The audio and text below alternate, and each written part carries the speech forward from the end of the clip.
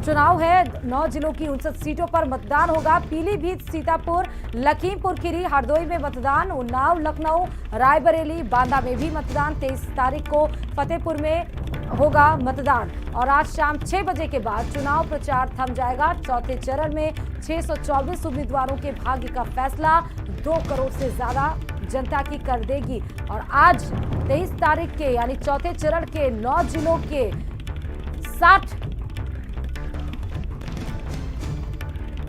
सीटों के लिए आज मतदान होगा। तो आज शाम 6 बजे चुनाव प्रचार प्रसार थम जाएगा और इसी के लिए आज आप देख सकते हैं कि जो 9 जिले हैं, चाहे वो हरदोई हो, चाहे वो सीतापुर हो, चाहे वो पीलीभीत हो, चाहे वो लखीमपुर खीरी हो, चाहे वो लखनऊ हो, उन्नाव हो, रायबरेली हो, फतेहपुर हो, बांदा हो, हर जगह पर देखिए आज पार्टी प्रचार प्रसार कर रही है। क्योंकि कुछ घंटों के बाद से ही आप ये मान सकते हैं कि 7-8 घंटे के बाद से चुनाव प्रचार थम जाएगा और आज का ही दिन है चौथे चरण में अपने प्रत्याशियों के हक में वोट मांगने के लिए। तो देखिए चौथे चरण का प्रचार प्रसार आज थमेगा, जहां मायावती भी जाएंगी और ये देखिए हम आपको दिखा रहे हैं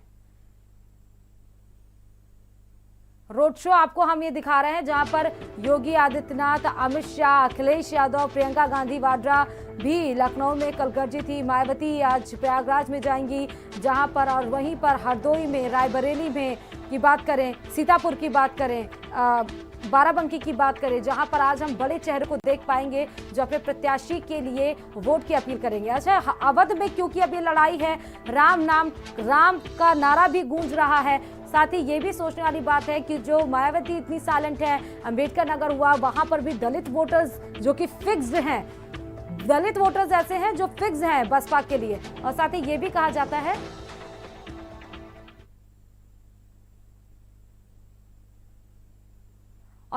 जाता है कि अवध में जिसको आशीर्वाद मिल गया वो सत्ता पे आता है। हमारे साथ देखिए, हमारे साथ दोनों संवाददाता जुड़े हुए हैं, हरिपाल भी जुड़े हुए हैं और वीरेश भी हमारे साथ जुड़े हुए हैं। लेकिन सोचना जरूरी ये है कि पीलीभीत में समीकरण क्या सेट हो रहा है अभी।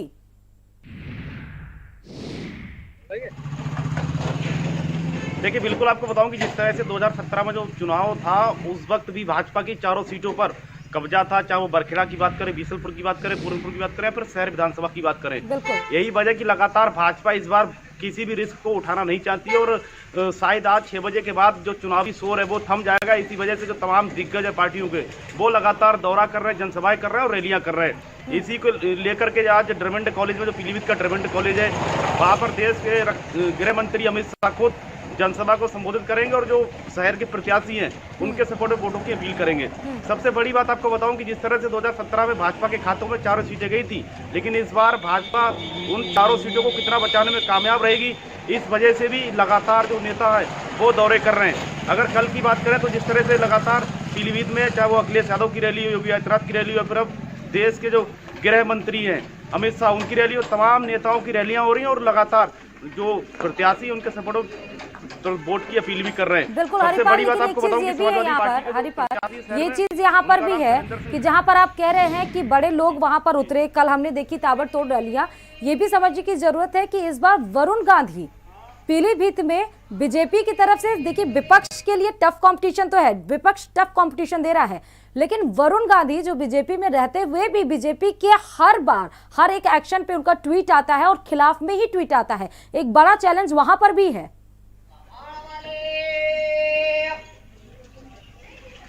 देखिए बिल्कुल आपकी बात जो है कहीं हद तक ठीक है। जो अगर पीलीभीत के सांसद वरुण गांधी की बात करें तो वरुण गांधी लगातार सरकार के खिलाफ मुखरता से बोलते रहे, चाहे वो किसान आंदोलन की बात हो, महंगाई की बात हो, लाठीचार्ज की बात हो, तमाम चीजों पर सरकार को कटघरे में वरुण गांधी ने कई बार खड़ा भी किया।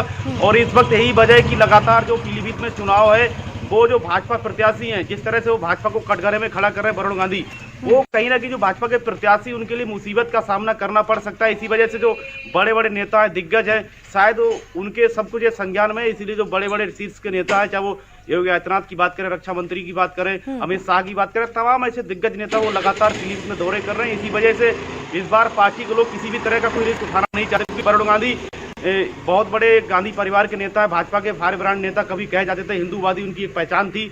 जिस तरह से लगातार वो भारी बमों से पीलीभीत में उनकी माओ वरुण गांधी लगातार जीतते रहे, तो इस वजह से सरकार को लगातार वरुण गांधी जिस तरह से कटघरे में खड़ा कर रहे हैं, उसका भी प्रभाव जो स्थानीय प्रत्याशी उन पर देखने को जरूर मिलेगा। इसलिए जो पार्टी के शीर्ष नेतृत्व है या जो बड़े बड़े लीडर हैं, वो इस बार किसी तरह का कोई रिस्क उठाना नहीं चाहते, क्योंकि वरुण गांधी जिस तरह से लगातार कई बिंदुओं पर सरकार को कटघरे में खड़ा करते रहे, वो भी उनके लिए एक बड़ी चुनौती है। जी हरिपाल, हम लौटेंगे आपके पास लौटेंगे, लेकिन हमारे साथ हरदोई से वीरेश भी जुड़ चुके हैं। हरदोई में क्योंकि 8 सीटें हैं वीरेश, और कही जाए तो 2017 में 7 सीटें थी, लेकिन एक सीट नितिन अग्रवाल के जो खाते में थी, और पाला जब उन्होंने बदला तो 8 सीटें बीजेपी के खाते में चली गईं, और अब किसी भी प्रकार से बीजेपी इसको लूज नहीं करना चाहती है वीरेश।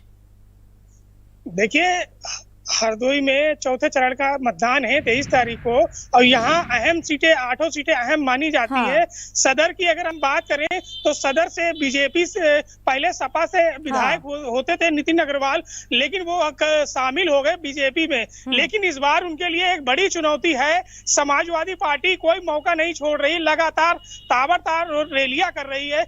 आज हरदोई में 4 बड़े चेहरे ऐसे आ रहे हैं। राहुल प्रियंका गांधी आ रही है मल्लावा में, और वही संडीला में अखिलेश यादव आ रहे हैं, और शाहाबाद विधानसभा में योगी आदित्यनाथ आ रहे हैं, और सतीश मिश्रा सवाजपुर विधानसभा में आ रहे हैं। तो कहीं ना कहीं कोई भी राजनीतिक दल अपना कोई भी छोड़ना नहीं चाह रहा है, मौका लगातार मनाने में लगे हुए हैं। लेकिन जो किसान की अगर बात करी जाए तो अन्ना पशुओं से किसान बेहद परेशान है, काफी रोष है।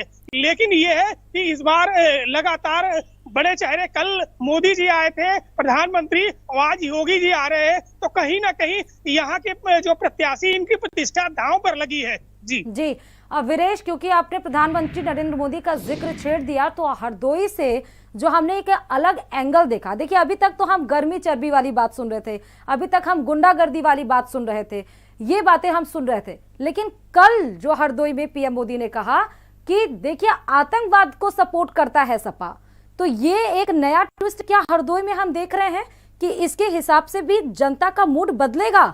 कल जो चुनावी मंच से बोला है पीएम मोदी ने वीरेश। देखिए, कहीं ना कहीं जो प्रधानमंत्री ने बोला है कि आतंकवाद को लेकर, लेकिन जनता जो है कहीं ना कहीं उनकी बातों में खुश जरूर हुई, उत्साह जरूर हुआ कि गुंडागर्दी खत्म हुई है। लेकिन एक अगर देखा जाए किसानों की अगर बात, तो किसान जो है अन्ना पशुओं से बेहद परेशान है, और किसान जो है वही सुनने आया था, शहर का भी आदमी था। जो शहर का आदमी है वो लगातार बीजेपी की बात करता है। अगर गांव, हम जीरो ग्राउंड की रिपोर्ट अगर बात करें तो जो है सीधे वो समाजवादी पार्टी और बसपा की बात करता है।